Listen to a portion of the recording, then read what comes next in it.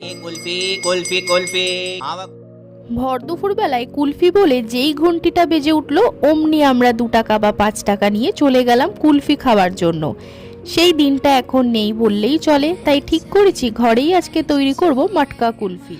প্রথমেই 1 লিটার দুধটাকে ভালো করে জাল দিয়ে নিতে হবে। জাল দেওয়ার পরের মধ্যে গুঁড়ো আমুল দুধ আছে সেটাকে মিলিয়ে নেব। তারপর দিয়ে দেবো এলাচের গুঁড়ো, 120 ml চিনি, কাজু বাদামটা হালকা দুধের সাথে আমি হামানদিস্তায় ক্রাশ করে নিয়েছিলাম, দিয়ে ঘন একটা ব্যাটার বানিয়ে নিয়েছিলাম।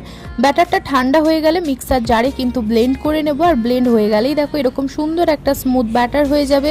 এবার আইসক্রিম মোল্ডের মধ্যে আমি ব্যাটারগুলো দিয়ে 6 থেকে 8 ঘন্টার জন্য ফ্রিজে সেট হতে দেবো। সেট হলেই কিন্তু তৈরি হয়ে যাবে কুলফি। তাহলে গরমের দিনে অবশ্যই বাড়িতে কুলফি বানিয়ে খাও। আর ভিডিওটা ভালো লাগলে লাইক করে দিও, সাবস্ক্রাইব করে পাশে থেকো। আর আইসক্রিম খেয়ে বলো কি শান্তি, কি শান্তি।